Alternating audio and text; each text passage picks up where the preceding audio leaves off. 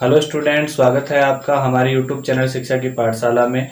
आज हम पढ़ेंगे द्वंद्व समास, बहुव्रीहि समास और केवल समास। यदि आपने अभी हमारे चैनल को सब्सक्राइब नहीं किया है तो जल्दी से सब्सक्राइब कर दीजिए। आइए हम पढ़ते हैं सबसे पहले द्वंद्व समास। तो द्वंद्व समास की परिभाषा क्या हो जाएगी? प्रायः उभय पद प्रधानो द्वंद्व कथ्यते। अर्थात प्रायः जिस समास में दोनों पदों की प्रधानता होती है उसे हम द्वंद्व समास कहते हैं। इसकी विशेषताएं जानते हैं। क्या विशेष रहेगा इसमें? सबसे पहली बात आती है चार्थे द्वंद्व है, अर्थात च के योग में द्वंद्व समास होता है। जब भी हम इस समास में सामासिक विग्रह करेंगे, सामासिक पदों का, तो उन सभी पदों के साथ में च का प्रयोग किया जाएगा। तो ये च के योग में ये समास माना जाता है। फिर बात करते हैं इसके प्रकार की। तो द्वंद्व समास मुख्य रूप से 3 प्रकार का माना जाता है। नंबर 1 पे है इतरेतर द्वंद्व समास, नंबर 2 पे है समाहार द्वंद्व समास और नंबर 3 पे है एक शेष द्वंद्व समास। एक शेष द्वंद्व समास। तो इस प्रकार से ये 3 प्रकार हो जाते हैं, इतरेतर द्वंद्व समास, समाहार द्वंद्व समास और एक शेष द्वंद्व समास। तो सबसे पहले हम जानते हैं इतरेतर द्वंद्व समास के बारे में कि इतरेतर द्वंद्व समास क्या होता है, इसकी परिभाषा क्या है और इसमें कैसे सामासिक पद बनते हैं। तो आइए देखते हैं इसको। अर्थात इतरेतर जो शब्द है वो इतर धन इतर से बना है। इतर धन इतर से बना है, जिसका अर्थ होता है अलग अलग। इतरेतर जो बना है वो इतर प्लस इतर से बना है, जिसका अर्थ क्या होगा? अलग अलग। अर्थात जब किसी सामासिक पद में प्रयुक्त सभी पद अलग अलग प्रधानता को प्रकट करते हैं तो वही इतरेतर समास माना जाता है। तो इसकी कुछ विशेष बातें होती हैं, उनको समझ लेते हैं। सबसे पहले विशेष बात आ रही है, विग्रह करते समय प्रत्येक पद के साथ च लिखा जाता है। अर्थात जब भी हम इस समास में किसी सामासिक पद का विग्रह करेंगे तो प्रत्येक पद के साथ में च लिखा जाएगा। दूसरी बात आती है कि किसी भी विग्रह कार्य से सामासिक पद बनाते समय, किसी भी विग्रह कार्य से सामासिक पद बनाते समय विग्रह में प्रयुक्त पदों की संख्या के अनुसार संबंधित विभक्ति के द्विवचन या बहुवचन का प्रयोग किया जाता है। कहने का तात्पर्य यह है कि हम कोई भी सामासिक पद बनाने के लिए हमें 2 पदों की आवश्यकता होती है। 2 से अधिक पद होते हैं तो वहां पे बहुवचन का प्रयोग किया जाएगा। जैसे मान लीजिए आपने 2 पद हैं तो 2 पद हैं तो अंतिम पद के साथ में द्विवचन का प्रयोग करके दोनों शब्दों को जोड़ते हुए लिखा जाएगा। और प्राय ये जो वचन होते हैं वो प्रथमा विभक्ति के ही होते हैं। जैसे मान लीजिए राम है च, लक्ष्मण है च, ऐसा विग्रह है हमारे पास। तो यहाँ पे 2 पद हैं, दोनों पदों को जोड़ेंगे राम लक्ष्मण, और लक्ष्मण से द्विवचन प्रथमा विभक्ति का द्विवचन बनाएंगे तो क्या रूप बन जाएगा? राम लक्ष्मणौ। जैसे मान लीजिए ऐसे ही फलम च और फलम च ऐसे लिखा है तो हमें वहां पे क्या रूप बनाना है? फलानी। इस प्रकार से रूप बन जाएगा। तो आइए इसको एग्जाम्पल के माध्यम से जानते हैं। जैसे हमारे पास पहला एग्जाम्पल है, सामासिक पद है राम लक्ष्मणौ, इसका विग्रह करते हैं। तो देखिए इतरेतर योग में हमने विग्रह करते समय क्या क्या कार्य करना है वो हमने विशेष बात में जानी। तो विशेष बात पहली क्या थी कि पहली विशेष बात ये थी कि जब भी कोई पदों का सामासिक विग्रह करेंगे तो उस प्रत्येक पद के साथ में च का प्रयोग करेंगे। तो यहाँ पे देखिए राम है च, लक्ष्मण है च लिखा है। दूसरी विशेष बात थी कि जो भी विग्रह में पदों, जो भी पद होंगे, विग्रह में जो भी पद होंगे उन पदों के आधार पर सामासिक पद में एक द्विवचन या बहुवचन का प्रयोग किया जाएगा। तो यहाँ पे देखिए 2 पद हैं, राम है च, लक्ष्मण है च, तो दोनों पदों को मिला देंगे और लक्ष्मण में किसका प्रयोग कर देंगे? द्विवचन का। और ये जो प्रयोग किया जाता है लगभग प्रथमा विभक्ति का ही द्विवचन और बहुवचन होता है। ऐसे देखिए सीतारामो, तो सीता च राम है च, तो क्या रूप बन गया? सीतारामो। ऐसे सीतारमे, सीता च रमा च। रमा शब्द कौन से लिंग का है? स्त्रीलिंग का है। इस कारण से यहाँ पे रमा रमे द्विवचन में क्या बनता है? रमे, तो इसलिए यहाँ पे क्या लिखते हैं हमने? रमे। ऐसे देखिए पत्र पुष्प फलानी, पत्रम च पुष्पम च फलम च, यहाँ पे हमारे पास दो से अधिक पद हो गए तो ये बहुवचन का प्रयोग हो जाएगा यहाँ पे।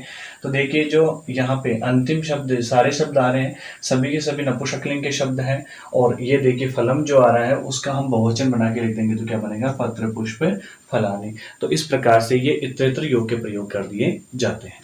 अगला भेद है इसमें समाहार द्वंद्व समास। तो इसकी परिभाषा क्या होती है, जब किसी सामासिक पद में प्रयुक्त दोनों पद अलग अलग प्रधान होकर के भी किसी समूह की स्थिति को प्रकट करते हैं तो वहां पे समाहार द्वंद्व समास माना जाता है।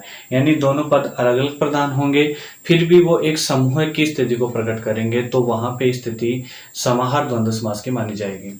इसकी विशेष बात क्या है कि विग्रह कार्य करते समय हम द्विगु समास में जैसे हमने अंत में समाहार जोड़ा था पदों के अंत में विग्रह करते समय, उसी प्रकार से यहाँ भी पदों का विग्रह करते समय अंत में किसका प्रयोग करेंगे, समाहार का प्रयोग करेंगे।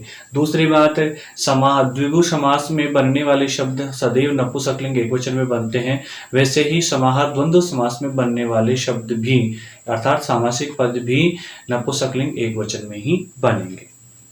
इसको एग्जाम्पल से समझ लेते हैं, जैसे पाणी पादम, पाणी च पादौ च तयोः समाहार, हाथ और पैरों का समूह है उसे क्या कहते हैं हम, पाणी पादम। तो यहाँ पे देखिए ये दोनों अपनी अपनी अलग अलग प्रधानता रखते हैं, हाथ अपने स्थान पे प्रधान है तो पैर अपने स्थान पे प्रधान है, लेकिन दोनों एक समूह का बोध करवा रहे हैं तो इस कारण से यहाँ पे समाहार द्वंद्व समास माना जाएगा।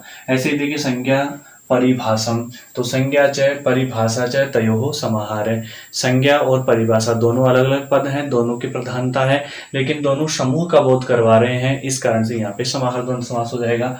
वैसे ही वाक त्वचम वाक च त्वक च तयोः समाहार है, तो उससे क्या रूप बन जाएगा, वाक त्वचम। तो इस प्रकार से ये समाहार द्वंद्व समास हो जाता है। द्वंद्व समास का तीसरा उपभेद एक शेष द्वंद्व समास। जब किसी समास विग्रह में तो अनेक पदों का प्रयोग किया जाता है, समास विग्रह में तो अनेक पदों का प्रयोग किया जाता है परंतु सामासिक पद बनाते समय एक ही पद शेष रहता है तो वहां पर एक शेष द्वंद्व समास माना जाता है। देखिए जब किसी समास विग्रह में तो अनेक पदों का प्रयोग किया जाता है परंतु सामासिक पद बनाते समय केवल एक ही पद शेष रहता है तो वहां पर एक से द्वंद्व समास माना जाता है। और विशेषता में एक ही बात जो पहले हमने समास में पढ़ी है कि विग्रह के आधार पर द्विवचन और बहुवचन का प्रयोग कर दिया जाता है, यानी विग्रह में दो पद होंगे तो एक शेष में जो पद बचेगा उसमें द्विवचन का प्रयोग करेंगे और अगर तीन पद होंगे तो जो बचेगा उसमें बहुवचन का प्रयोग कर देंगे। आइए इसको एग्जाम्पल से हम समझते हैं। तो देखिए यहाँ पे कुछ एक शेष द्वंद्व समास के एग्जाम्पल दिए गए हैं, उनके माध्यम से हम समझते हैं। पीतरौ, तो पीतरौ में देखिए माता च पिता च, ये विग्रह हो गई, इसमें एक अंतिम पद बचा पिता तो दो होने के कारण से द्विवचन में होगा इसलिए क्या बना दिया पितृ शब्द से पीतरौ। ऐसे ही चटकौ, चटका च चटकह च, रामः, रामः तो रामः च रामः च रामः च, अर्थात यहाँ पे दो से अधिक पद हो गए, बहुवचन का प्रयोग हुआ इसलिए जैसे राम शब्द में बहुवचन का प्रयोग करेंगे तो रामः प्रथम व्यक्ति में रूप बनता है तो रामः बन जाएगा। छात्रौ, छात्रा च छात्रः च बन जाएगा दोनों छात्रौ। मयूरौ, मयूरी च मयूरः च मयूरो, इस प्रकार से रूप बन जाएगा। अब देखिए ये एक शेष हो गया, पितरौ शब्द जो है वो एक शेष में आ गया माता च पिता च, लेकिन इसी को ये त्रितर योग में बनाते हैं तो त्रितर योग में क्या बन जाता है, माता पितरौ, इस प्रकार से रूप बना दिया जाता है। ये एक शेष का होगा, ये इतरेतर का होगा, तो एक शेष में पितरौ बनेगा, विग्रह यही होगी दोनों में सेम, आप इस प्रकार से बना देंगे। तो ये हो जाता है हमारा द्वंद्व समास कंप्लीट। नेक्स्ट है हमारा बहुव्रीहि समास।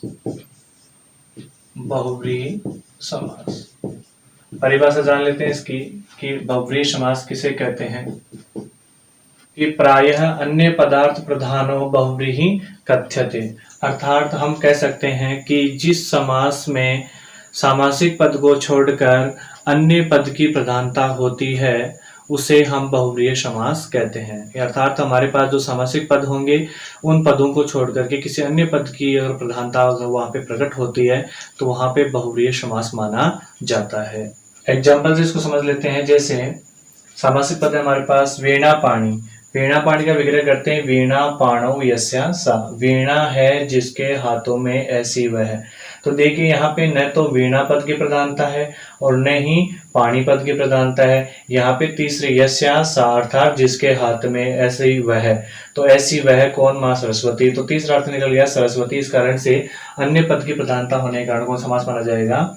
बहुव्रीहि समास। फिर है शूल पाणी। शूलम पाणौ यस्य स अर्थात त्रिशूल है हाथ के जिसमें ऐसा वह। तो न तो यहाँ पे शूल की प्रधानता है और न पाणी की प्रधानता है। अन्य ही पद की प्रधानता होने के कारण से यहाँ पे भी कौन समास माना जाएगा? बहुव्रीहि समास। ऐसे ही पीताम्बर है तो पीतम अंबरम यस्य स। पीले हैं अंबर जिसके ऐसे वह, अर्थात पीले हैं कपड़े जिसके ऐसे वह भगवान श्री कृष्ण के लिए यहाँ पे प्रयुक्त किया गया है। तो तीसरे अर्थ की प्रधानता होने के कारण से यहाँ पे भी कौन सा समास मान लिया जाएगा? बहुव्रीहि समास मान लिया जाएगा। तो इस प्रकार से यह बहुव्रीहि समास कंप्लीट हो जाता है। नेक्स्ट है हमारा केवल समास। इसकी परिभाषा हम संस्कृत में लिखते हैं तो क्या बनेगा? विशेष संज्ञा विनिर्मुक्त। विशेष संज्ञा विनिर्मुक्त केवल समास है कथ्यते। अर्थात कुछ पद ऐसे होते हैं जिनमें दो पदों का मेल होने के कारण समास की स्थिति तो प्राप्त होती है परंतु किसी भी पद की प्रधानता दिखलाई नहीं देती है। यानी दो पद होंगे उनमें समास की स्थिति भी होगी यानी समास का कार्य भी होगा लेकिन दोनों ही पदों की प्रधानता नहीं होगी और न ही किसी अन्य पद की प्रधानता होगी। तो इस स्थिति में उन पदों में केवल समास मान लिया जाता है। इस समास को सहसुपा समास भी कहते हैं। इस जैसे हमारे पास एग्जाम्पल है भूतपूर्व है, पूर्वम भूत है, ये इसका विग्रह होगा। तो देखिए यहाँ पे जो पहले घटित हो चुका है वो भूतपूर्व कहलाता है या जो पहले रह चुका है वो भूतपूर्व कहलाता है। तो यहाँ पे दोनों ही पदों की प्रधानता नहीं है और न किसी अन्य पद की प्रधानता है, केवल शब्दों को जोड़ करके एक सामासिक पद बनाया गया है। तो यहाँ पे कौन सा समास माना जाएगा? या तो केवल समास या फिर सहसुपा समास। ऐसे देखिए नेकधा, तो यहाँ पे संधि विच्छेद करके विग्रह कार्य किया गया है न एकधा। तो दोनों में संधि कार्य कर देंगे तो एक नया पद बनेगा और ये सामासिक पद कहलाएगा नेकधा। तो यहाँ पे भी कोई समास की स्थिति, यहाँ पे किसी पद की प्रधानता की स्थिति उत्पन्न नहीं होती है। इस कारण से यहाँ पे भी कौन सा समास मान लिया जाता है? सहसुपा समास या केवल समास मान लिया जाता है। तो इस प्रकार से जो हमारे समास का टॉपिक था वो कंप्लीट होता है।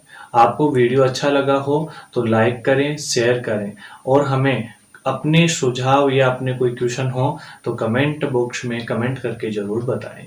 मिलते हैं अगले वीडियो में। Take care.